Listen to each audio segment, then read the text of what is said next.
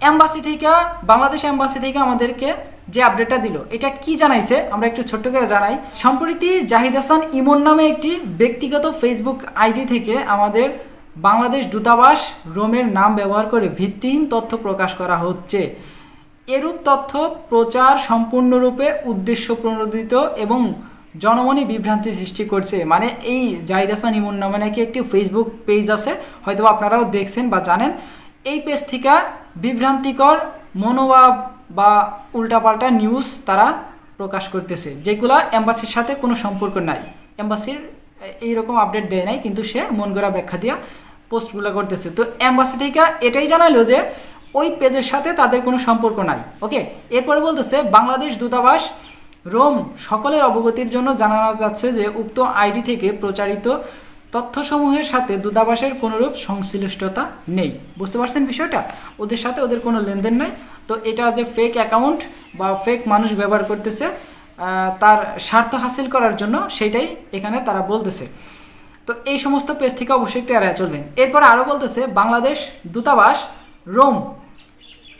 Rome প্রবাসী বাংলাদেশিদের স্বার্থ সুরক্ষা ও সেবা প্রদানের সর্বদা প্রতিশ্রুতিবদ্ধ। বাংলাদেশ দূতাবাস রোমের সকল অফিসিয়াল ঘোষণা, বিজ্ঞপ্তি ও সেবা সংক্রান্ত তথ্য শুধুমাত্র দূতাবাসের ওয়েবসাইট ও অফিসিয়াল ফেসবুক পেজের মাধ্যমে প্রকাশ করা হয়। বুঝতে পারছেন?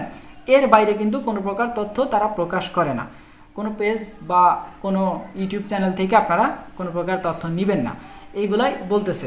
এরপর বলতেছে তাই ফেসবুক বা সামাজিক যোগাযোগ মাধ্যমে প্রচারিত দূতাবাস সংশ্লিষ্ট যে কোনো তথ্য সরাসরি দূতাবাস বা দূতাবাসের ওয়েবসাইট অফিসিয়াল ফেসবুক থেকে যাচাই করা হবে। ফেসবুক অফিসিয়াল পেজ যেটা আছে সেটার থেকে আপনারা তথ্য নেবেন, ওইখান থেকে কিন্তু তথ্য নেওয়ার কথা তারা বলতেছে। এ ধরনের অপপ্রচারের মাধ্যমে যারা বিভ্রান্ত না হওয়ার জন্য দূতাবাসের পক্ষ থেকে অনুরোধ করা হলো। ধন্যবাদ বাংলাদেশ দূতাবাস রোম, ইটালি।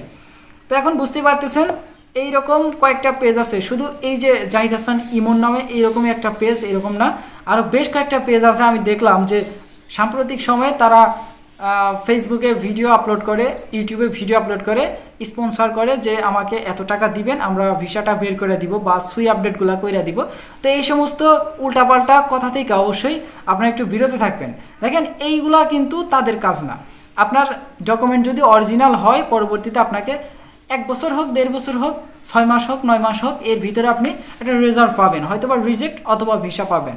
তো এগুলা আপনার যদি মালিক পক্ষ ঠিকঠাক থাকে তাহলে এগুলা সমস্যা হওয়ার কথা না, ভিসা লাগা যায়।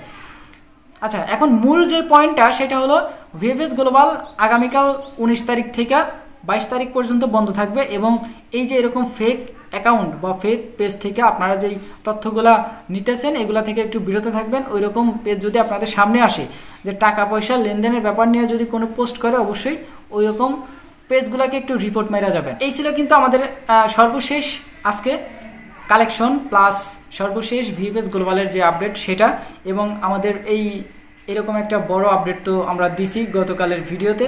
22 মিনিটের ভিডিওটা একটু দেখে আসবেন। এই ভিডিওটা আমরা কমেন্ট বক্সে দিয়ে দিব, চাইলে ওই ভিডিওটা একটু দেখে আসতে পারেন। তো এই ছিল আজকের ভিডিও। দেখা হচ্ছে নেক্সট একটা ছোটোখাটো ইনফরমেশন ভিডিওতে। ততক্ষণ পর্যন্ত আপনারা সুস্থ থাকবেন, ভালো থাকবেন। Majumdar from Italy and Europe and Zahid Majumdar Italy news, এই 3টে ইউটিউব চ্যানেলের পাশেই থাকবেন। আল্লাহ হাফেজ।